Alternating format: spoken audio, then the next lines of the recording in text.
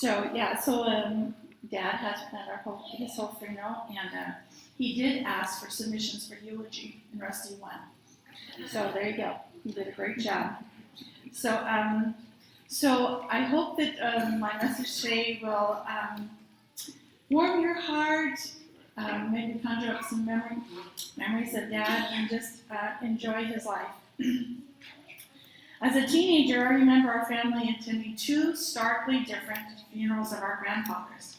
The first one was held in a large church where our family sat off to the side, and in a sea of pews before us sat one single man, my grandfather's fishing buddy.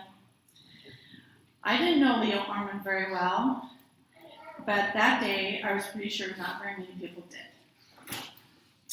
In comparison, as my family walked in to take our seats at the funeral of Glenn G. Smith, our other grandfather, I was astounded by the number of people in attendance. The chapel and cultural hall was filled to capacity in the 19th Ward building in Salt Lake City. Family, friends, and fellow church members were there to honor a man that had given countless acts of service and love to his fellow men. These two experiences left a lasting impression on me. Today, as we are all gathered together, I would encourage the grandchildren and great-grandchildren, well, actually all of us, to take note of the people that are here today. The reason so many people are here is because their lives were somehow touched by Grandma or Grandpa. When people attend weddings, the officiator gives these great words of counsel. The bride and groom really aren't listening, I'm pretty sure. But the rest of us are going like, oh yeah, I should remember that, I should do that. So today I'd like to share some thoughts about how we can use Dad as an example on how to live our lives. Before I begin, Dad has said his funeral should not last more than 1 hour. So he says it's okay if it does, but he's leaving after 1 hour. So I hope that I finish before he starts rolling out of here. All right. So I was wondering, how do you share 88 years of life of love and service and in one little snapshot of a minute? So I was looking over some of Dad's writings, and I found something he had written called Lessons I Learned from My Parents. So I thought it was fitting to follow those points and give exact examples of how he actually did that. I'm sure they're not in any order, so here we go. Number 1, be involved with your kids. So Russ has already mentioned our frolicking in the family room with wrestling. So keep in mind, we were like 10, 8, 7, 6, and 5. I mean, and Ron and Russ were pretty big. So that was quite the feat. After a while, I would I'm 10. I should sit on the couch and let them wrestle. Anyway, after an exhausting episode, he would horseback ride each of us to bed on his knees, going back and forth from the bedroom back to the living room to pick up each one of us, taking us to our individual beds. Rene mentioned in the memory of hers the ice rink that Dad made for us on Christmas Eve. Well, Santa was bringing ice skates to each one of us, and we lived in Provo, Utah. So Dad spent the night getting up and watering the driveway and letting it freeze, and watering the driveway and letting it freeze all night long until when we woke up in the morning, there was an ice rink ready for us to ice skate on the driveway. So 1, he is so clever, and 2, he would not spend money to make us go to take ice skating. He was a great supporter of Ron's baseball endeavors. Dad could be seen at most of Ron's games standing behind the chain link fence that had wooden planks 6 feet high. So there's my dad. And he would be Ron was a pitcher, and he would be there sticking his head up right in back of the backstop so he could see every pitch. Let's go, Duke, let's go, Duke. I'm not sure how Dad scraped up enough money to see Ron play in the Little League World Series in Williamsport, Pennsylvania. There were no credit cards back then, but he wanted to be there for his boy. So after arriving by bus, Dad asked a local neighbor that was close to the baseball field, no one he knew, if he could spend a few nights on his couch. Number 2, Work hard and do your best. Dad loved his job as a school counselor and would comment, I look forward to Mondays like other people look forward to Fridays. He spent 35 years working with junior high school and high school students in Provo, Utah, and then in Palo Alto, California. But Dad loved counseling so much, he would lend a listening ear and words of wisdom to anyone who needed or wanted his help. Dad loved designing and creating. He or Mom would see a vision of something to spruce up their house, and he would go about designing it and making it. He was as talented with his sewing machine as he was with a table saw. After retiring, Dad earned extra money on the side with his woodworking. He taught us, always measure twice, cut once. His work was impeccable. His words, the job worth doing is worth doing well, was repeated many times in our home. I think we heard it actually more from our mother, but it definitely was his motto that he lived and worked by. Number 3, create family memories. Most of our family memories revolved around trips to see other family members, family home evenings, family dinner time, games at the park as teenagers, and singing together. Taking family trips in our station wagon was always an adventure. All of the luggage went on the roof. Kids, pillows, and blankets went inside. Our parents chose to travel at night. I think I know why. But they would lay down all the seats, and then we would sit like sardines, head, toe, all the way to the back. Mom and Dad would sing and harmonize the whole night, and we would be lulled to sleep by their singing. Did your family ever play the game? The game consisted of an almost empty carton of ice cream, 1 spoon, and a line of 5 kids. Dad would strategically fill a spoon of ice cream. I talk all day, I'm a teacher, sorry. Okay. Would strategically fill a spoon of ice cream and give it to the first child, who would then go to the end of the line as the next child stepped up for his or her bite. Oh, in between, Dad had a bite between each child. I don't remember any fighting. I guess we were just glad to get one last spoonful of ice cream. When we think of family members, we have to mention Dad's frugalness. There are few people who would refill a tube of toothpaste. There are few people who would find the shortest way to get to places disregarding the time it took to get there. There were few people who would change lanes on the freeway to try in as straight a line as possible to save gas. Speaking of the mountains in Tahoe, ask Rick and Rich about that story. Number 4, reading should be done every day. Dad lived that counsel like no other person we know. Mom and Dad had 5 kids in 6 years, so Mom was very relieved when Dad came home from work. The problem was, Dad would make us stop in their bathroom pretty soon after he got home. Well, let me explain why that became a little source of contention. Dad had created a very nice library spot. He made a fold-out table like this, so he could just put his reading material right on the table. It was opposite the throne, and he would just lose track of time. This 12 by 15-inch piece of wood soon became a message board of quips and comments from one family member to another. It was really weird when one time a family friend added a comment. Now, most bathrooms in a house are very private. Nope, not in ours. Having a seated stationary parent was a perfect time to engage in a therapeutic discussion. At times, we'd all be having a great time in the living room with friends and family, and soon we'd notice that Dad was missing. BJ was really good at this. She goes, I know where he is. He was sitting on the throne while all the boys, friends, son-in-laws, etc., were on the bed in my parents' room, all having a conversation. Dad did love to read, and he was able to read through the Bible, the Book of Mormon, Doctrine and Covenants, and great price every year. Not to mention every Reader's Digest, Insight, and New Era. Now, reading the scriptures might be a little bit of exaggeration, but he read a ton.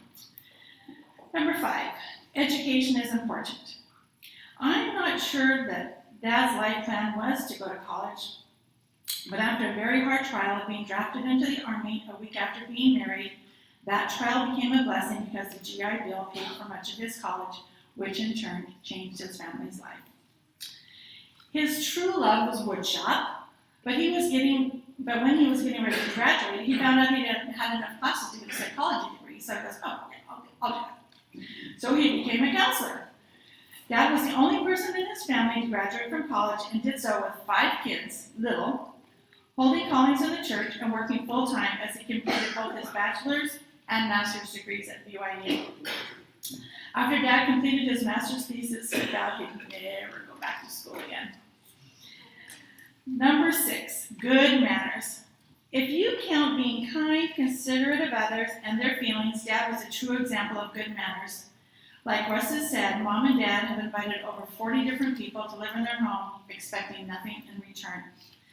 Not all appreciated as much as others, and not all were kind to my parents, but that didn't stop them from extending kindness to the next person in need.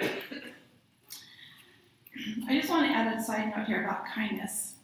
I'm trying to get emotional about this. There's one special man here today that has had a standing appointment with my dad at 10 o'clock every Tuesday and Thursday morning for years. Meeting with my dad, reading scriptures, discussions, having a spiritual connection. I'm sure Jeff Coogan has plenty of other things to do in his life, but my dad lived for that visit, and I want him to know how grateful we are for him. His selfless example of the pure love of Christ is forever etched in my heart and memory, so thank you, Jeff.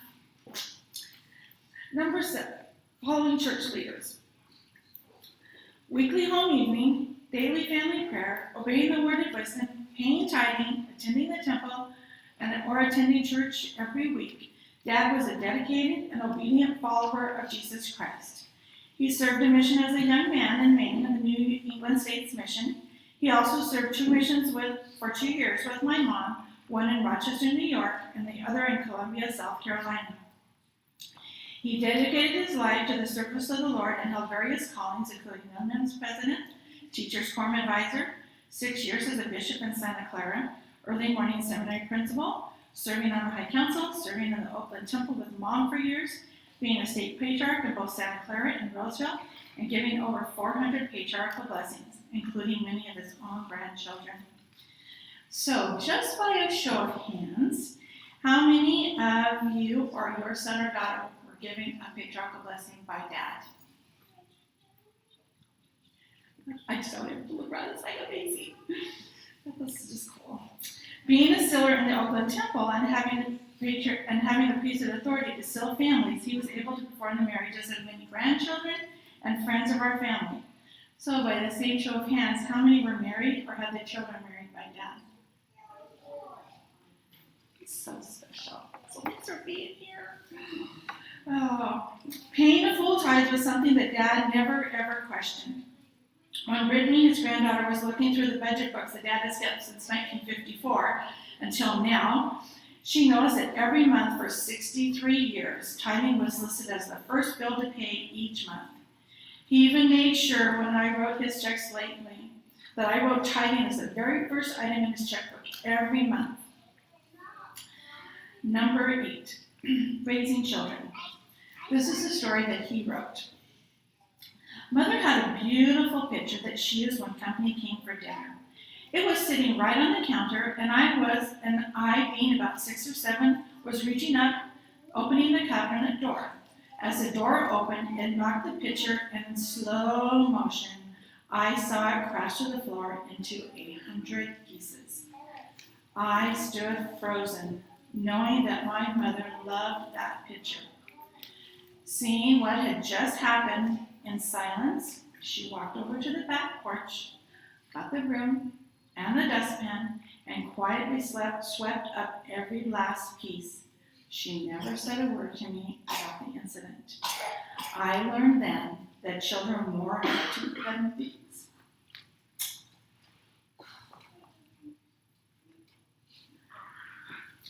Dad's philosophy about raising children was definitely nurtured by his parents' example. Dad was firm but fair, kind, but made you toe the line. You never wanted to disappoint him, for sure. When we were teenagers, Stewie came to live with us for a couple of summers between school. Dad set us all down together and had us write up our own rules for dating and curfew for the summer. What a clever man. Our house was always where the parties were. It was filled with love and laughter, and everyone felt welcome. I can also remember as a teenager, I would drive in the car with Dad, and I would just talk and talk and talk. He knew my every worry, desire, and challenge in my life. Many times I would wonder why he didn't tell me how to solve my problems. He just listened. Number 9, cherish your spouse. It is hard to speak about Dad without mentioning Mom. Their relationship was one to be envied. Love, respect, caring, they had it all. Here are a few examples. They met at a district meeting, like a district branch meeting, in Louisiana when he was 17 and she was 16. They fell in love that very night and told their respective families that they had met the person that they were going to marry. It took 4 years, some college, a mission, and many letters before they were finally married, and they have been in love ever since. Mom was an outgoing, friendly hugger and a friend to all. Dad was happy to sit in the corner of the room and just snooze. But when Mom needed a dance partner, Dad would go on the dance floor and lead her like that was his favorite thing to do. Just before Dad would come home from work each day, Mom would freshen up her makeup, comb her hair, and make sure she was ready to run. And I mean run out the door, down the driveway, throw her arms around him, and give him a big kiss. Actually, they could be seen kissing all the time. And as teenagers, it was a bit awkward. When Mom was getting to the point where she had a hard time remembering how to put on her makeup, Dad would lay out her makeup in order so that she could continue her daily routine. Brother Scott Pickett, our parents' home teacher for many years, tells the story that when Mom started forgetting things, they were talking. My dad would say, "Oh, we don't remember those things anymore," not to embarrass her. I'd like to add one more lesson to my grandpa's list. Choose to be happy. I think most of us here today would say that we know Dad was a very happy person. He felt that he hadn't had many struggles or challenges in his life, but that's just because he chose to be happy. For many years, Dad would end every conversation with, "Keep smiling." As a bishop, he would sign his letters with joy and peace. I often think about why he chose to make these phrases such a part of his life. I think it boils down to this. We should all keep smiling. Because the gospel of Jesus Christ has been restored, and the fullness of the gospel, with all the priesthood ordinances, are here on the earth again. So we can have peace and joy in our lives, and to be with our families for the eternities. May we all leave here today a little more committed to being kinder, happier, and more righteous than when we got up this morning. And I say this in the name of Jesus Christ, amen.